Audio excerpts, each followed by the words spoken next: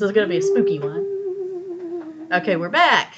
Hey guys, welcome back. Hey, it's been a while, but we're going to bring you a spooky one. Spooky. You know that because you looked at the title. Yeah. You cheaters. It's Bev. Hi, it's Bev. And it's Diz. And this is Trigger warning. Yes, at the tip of my tongue.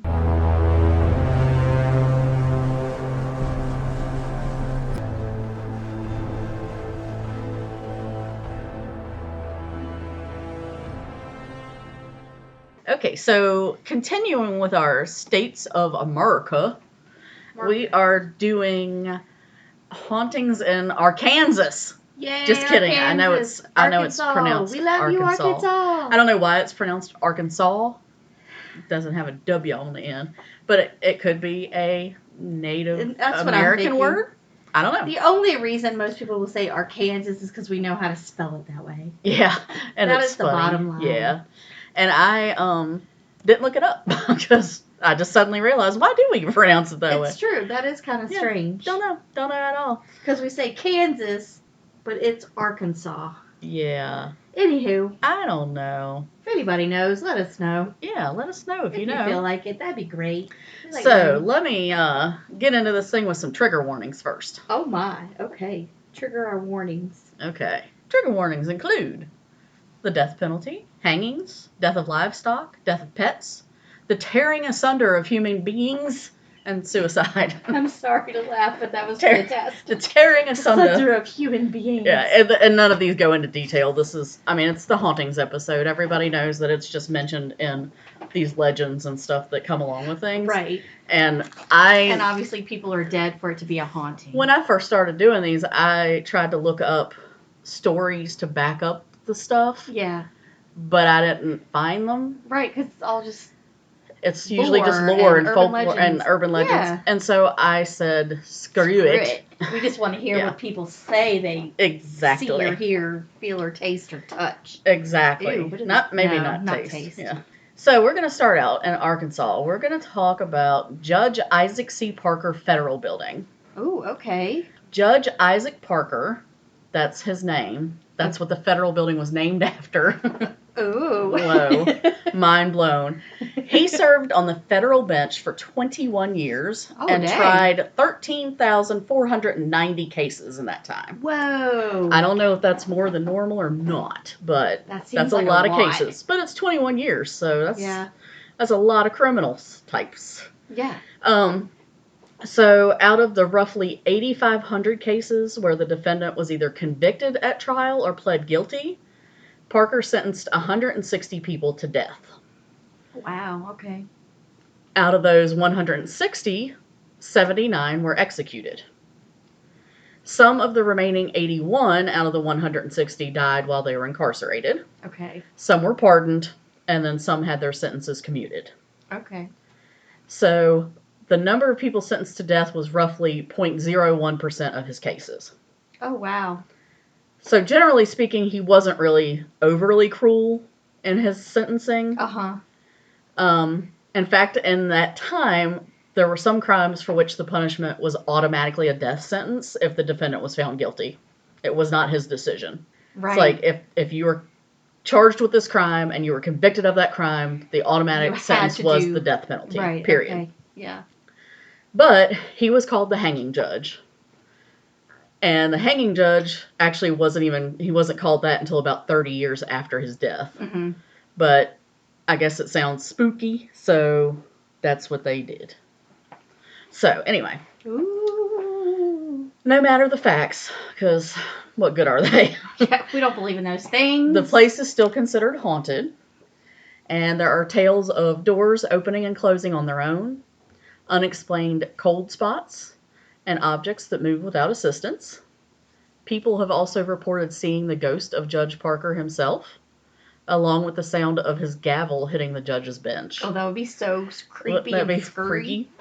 There have also been witness stories of apparitions of prisoners, some of whom were seen with clearly broken necks from their time in the hangman's noose. Gnarly. That's freaky. That is freaky, creepy. Ew. I don't know, But also, ooh, I like it. I know.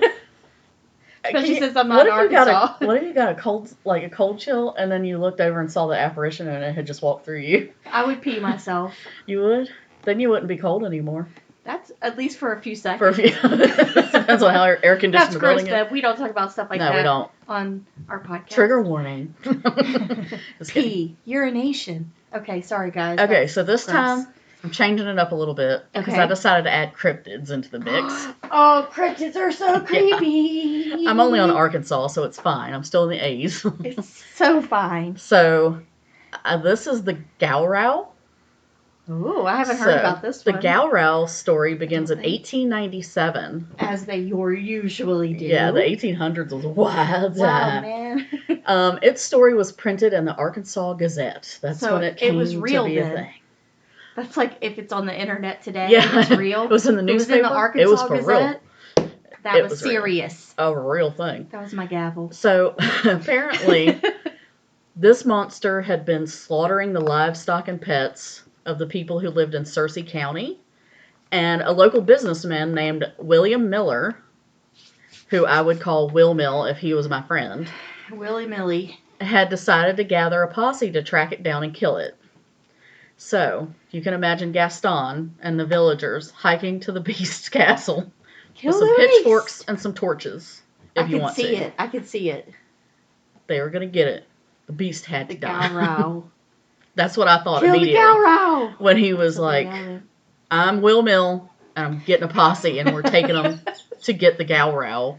That's right. That's what I thought immediately. It was Gaston from Beauty and the Beast, and the villagers going to get the beast. So, the posse tracked this horrible monster to a cave, and they knew it had to be its lair because it was full of animal carcasses and skeletons, and even some bits and pieces of humans. Gross. Thus, the trigger warning for tearing asunder of human beings. That is perfect. So they waited for it. They were planning to ambush it, and eventually they heard it coming. And it came from the direction of a lake. They said it made the earth tremble due to its size. So after several volleys, I'm assuming, of gunfire, the creature perished, but not before it ripped up several trees and tore a leg from one of the posse members. I only wish that it had torn the leg off the posse member and beaten him with it. I'm not good at haunted stories because I think they're funny. And I'm sorry if you came for spooky. I shall beat you with your own leg. I'm going to rip your arm off and beat you with it. So, the beast was dubbed the Gowrow because of the noise it made when it was killing its prey. I guess it was like... Gowrow. They said it was 20 feet long and had 2 tusks on its head. It had webbed feet, but had claws on the end. I think they just saw a platypus. And anyway, on its back was a row of short horns, and its tail was long and thin and ended with a blade. These people be smoking something. I was going to say, So, Will Mill claimed to have seen... out there in Arkansas. Peyote, Arkansas. So, Will Mill claimed to have sent the body to the Smithsonian Museum in D.C., but they never received it. So, of course, the editor of the Arkansas Gazette, Fred Alsop, didn't believe the tale, but he allowed it to be published anyway, because back then, it sold papers. I guess it didn't matter. Right. In 1935, so that was 1897, so in 1935, there was another sighting of the Gowrow. E.J. Rhodes heard a commotion in a deep cavern called Devil's Hole, which lies 3 miles northwest of Myrtle, Arkansas, for anybody who knows where Myrtle, Arkansas is. I don't know where that is. I do not either. I know where Myrtle Beach, South Carolina is. I know where that is. Yeah. This is not the same thing. No, it's definitely not. According to Rhodes, he crawled into the hole. He made it about 200 feet down, right? I hear a commotion. I'm going to go see what it's about. And it's called the Devil's Hole. Yeah. He made it about 200 feet down. He couldn't see anything. So, he went back later and lowered a flat iron on a rope into the mouth of the hole, and the Gowrow bit through the rope. Why are you laughing? Because of your expressions are great. You're so deadpan, but I know you're trying not to laugh. Holy crap! He bit through the rope. I don't know what a flat iron is. What is a flat iron? I don't know. I could look it up, but I really don't care enough to. It's fine. So he bit through the rope. He bit through the rope. I don't know how that is a sighting. He lowered it in there A flat iron to me is that thing that you straighten your hair with. Right. But this was 1935. That was not what he was playing with. I mean, I'm thinking of some sort of iron, like an iron, like an iron. Maybe it was. But it's just the metal part. You know how they had it with just the handle and it was really basic? Yeah. Like, I'm thinking maybe something it was like that. Or something that they used for an actual stove. And then I even thought... Was it the thing that they used to put under the mattress to warm the mattresses? Maybe. Okay. I don't know. Let's go on. We'll continue. So some dude named Vance Randolph, who's a researcher of Ozarks folklore, has given more details about the Gowrow, which he says has been known since the 1880s, before the story in the Arkansas Gazette in 1897. He says that the Gowrow is a species living in caves throughout Arkansas. Their young are hatched from soft-shelled eggs as large as beer kegs. Shut up. Ouchie, mama. And their mothers carry the newly hatched infants in a pouch, which is really cute. And she'll cut anybody with her blade tail if anybody tries to hurt her babies. He did not say that. I just added that. How he came to know this information is not clear, but the legend of the Gowrow has stuck around in Arkansas. If I'm pronouncing Gowrow wrong, I'm sorry. I just suddenly was like, maybe I'm saying that wrong. But I think it's like, Gowrow. That's how it probably was making its noises. Most consider it to be a tall tale, and this one in particular was invented and spread through the use of media, they think. Oh, okay. But that's what makes cryptids fun. They're all fake until you're the one in the dark woods hearing something making a sound you've never heard. Ooh, Gowrow, Gowrow. Gowrow, Gowrow. Gowrow, Gowrow. Okay. Oh my gosh, that was our fantastic. first ever cryptid. Gowrow. Now we're going to move on to Mount Holly Cemetery. Ooh, that sounds fun. Maybe less so than the Gowrow.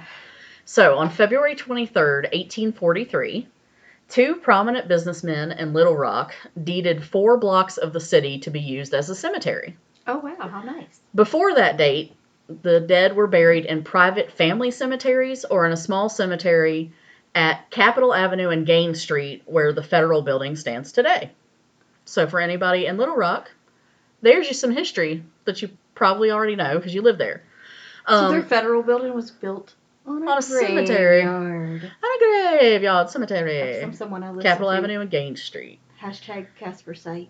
Casper Site. That's the guy's name. I love him.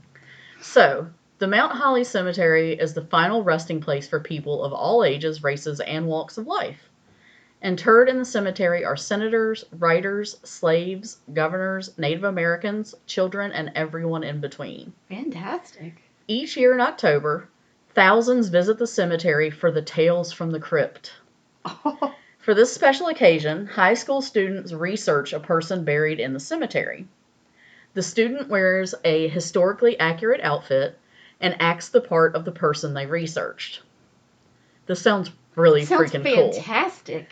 So, as the public tours the cemetery, the student answers questions and plays their character at the location of their grave. The yearly event is very popular, mixing a respectful portrayal of real-life people with local history. Mount Holly Cemetery, like a lot of really old places, is on the National Register of Historic Places. Lovely. And also, like a lot of really old places, and a lot of old places that contain the dead, it's real haunted. So, visitors have reported strange lights and orbs, and phantom scents like the smell of tobacco or perfumes that are coming from nowhere. Ooh. Others have heard tribal chants or the sounds of flutes with no identifiable source. There have been ghost sightings, usually of Confederate soldiers, but the worst sign of haunting, in my opinion, have been the moving of grave markers. Ew. Visitors say the grave markers and headstones will sometimes move, causing them to become disoriented and lost in the cemetery. Like, completely move? Like, they're like, oh. Like they up and walked away? Yeah, like we walked past Who's What's Its grave, there it is, but it puts them further into the cemetery instead of heading back towards their car. Oh, heck no. So it's like, that's not cool, ghosts. Don't do that crap. Yeah. Like, no. So they get disoriented, and then finally they'll find their way back out. But it's like they're messing with them. Ew, that is not cool. That's creepy. Look, ghosts, that's not cool. Yeah, you tell them. They're being respectful and doing the... I would love to go do this Tales from the Crypt thing. That would be fantastic. Isn't that neat? Yes. That sounds really cool. Why didn't they let us do cool stuff like that? Let us hang out in the cemetery in October. I mean, you can if you want. I guess. You're an adult. You can do what you want now. I know, but why didn't they do... I think they get, like, special credit and stuff like that for school and I know, that would have been actually fun, special, extra credit, or whatever. Yeah. They would have just had us be like, write a book report. Boring. Yeah, like a stupid biography on someone or whatever. Yeah. Boring. But the cemetery actually really is cool because it has such a different mixture of people in it. Right, yeah. Anyway, so next is Henderson State University. Arkadelphia Methodist College was opened 9/3/1890, so September 3rd, 1890, to 110 students and 10 faculty members in Arkadelphia, Arkansas. That is fantastic. The school name was changed to Henderson College in honor of a local businessman and trustee, Charles Henderson, in 1904, and then changed again to Henderson Brown in 1911 to honor another trustee, Walter William Brown. Okay. But I didn't see where they changed it to just Henderson State. Maybe it's Henderson Brown State University now. They just shorten it or whatever. I don't know. Witnesses tell stories of doors opening and closing on their own, voices coming from nowhere, and shadowy figures being seen. In Evans' recital hall, objects move on their own, lights turn off and on their own, and instruments play themselves. Ooh. Yeah. That would be really cool, but also terrifying. So terrifying. Henderson State's most famous ghost story is that of a young woman whose boyfriend was attending a rival college. The boyfriend's friends teased him endlessly about dating a girl from Henderson until he finally gave in to peer pressure and broke up with her. The girl was devastated, and she ended up taking her own life. Oh, no. Now, during homecoming week, there are reports of a ghostly apparition, a young woman in black. She haunts the buildings and the grounds, frightening the students before disappearing. She doesn't even really do anything cruel. She just basically gives people a scare and then disappears. She's like, haha. If I were her, I would go to his school. Yeah.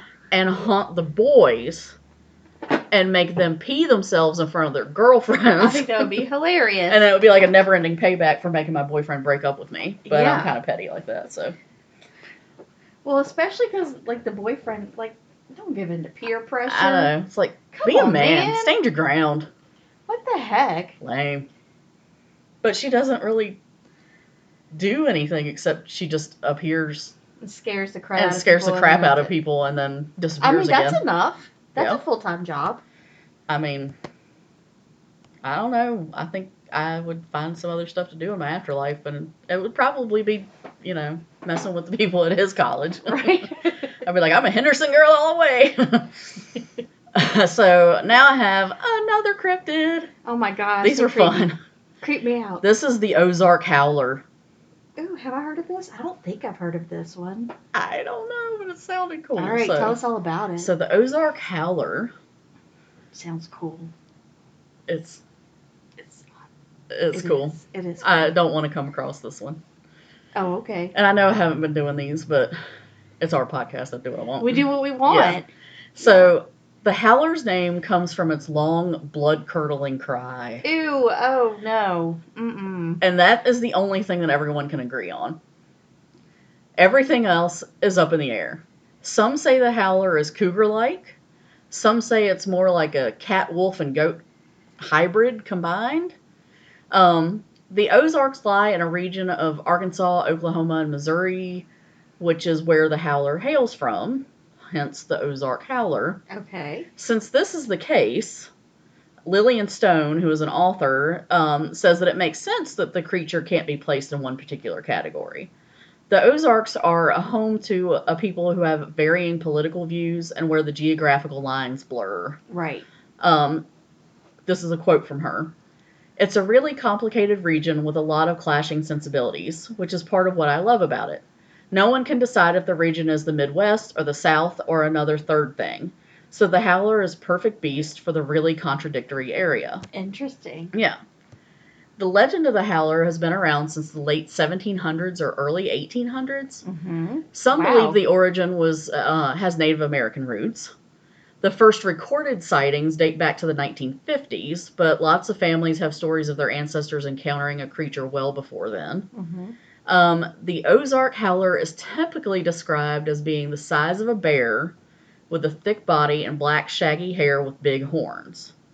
Some say it has red eyes, long fangs, and a long tail, but as I said at the beginning, some say it's more cat-like or a combination of a couple different animals. Everyone can agree that the sound, the howl, is loud and frightening. It's said that it can be heard for miles. In general, it's also agreed that the Ozark howler is nocturnal and elusive, staying in the dense, dark woods of the Ozarks, where it can protect its territory along with itself and its young.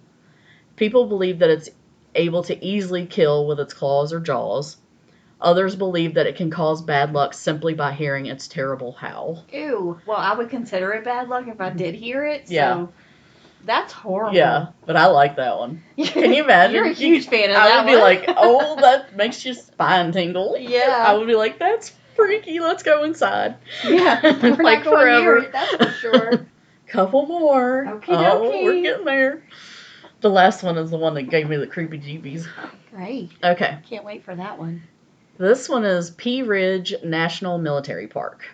So if you can't tell by the name, Pea Ridge National Military Park is a former Civil War battleground. Oh my goodness. It was actually the location where significant Union victory took place, resulting in Union control over Missouri and most of northern Arkansas.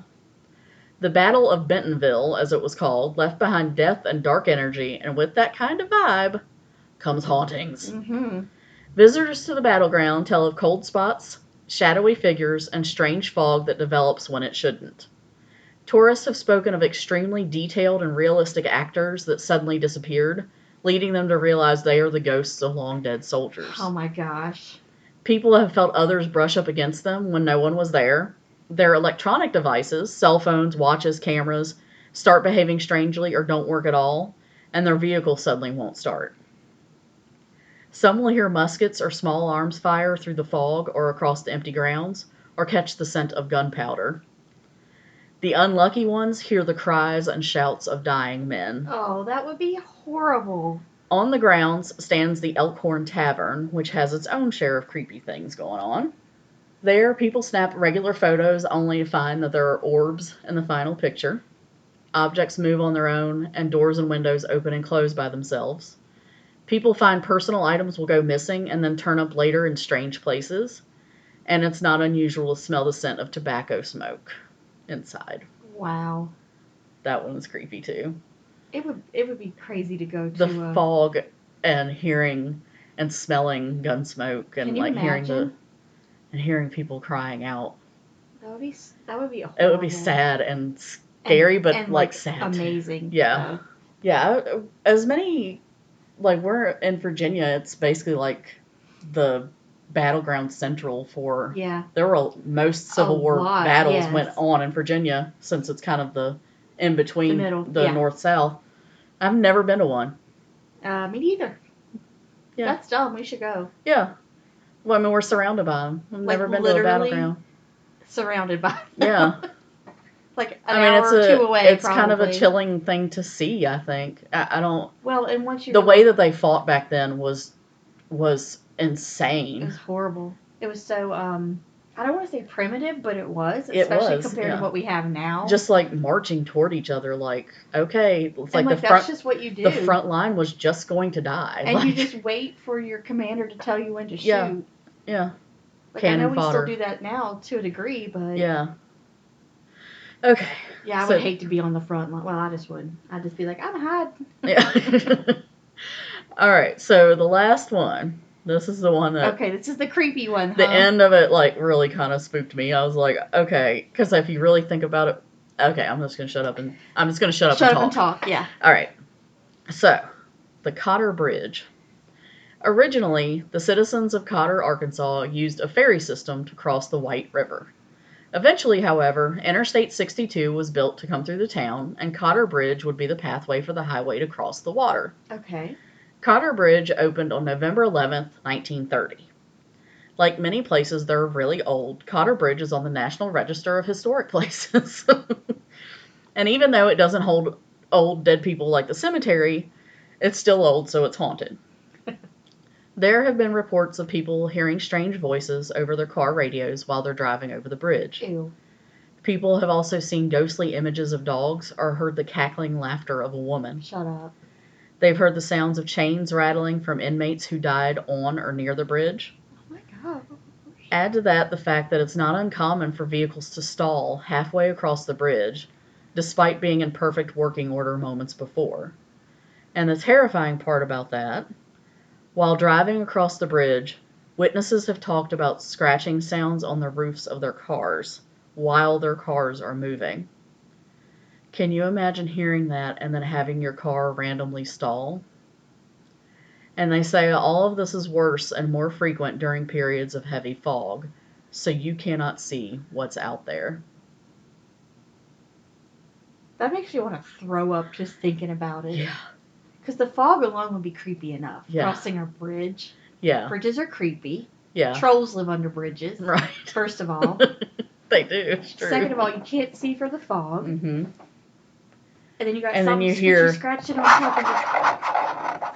top of your car while it's moving, and then your car stalls, and you can't see out the windows.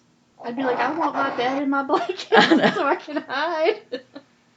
That one creeped me out so bad. I was don't like that my back is to this open room behind me right now.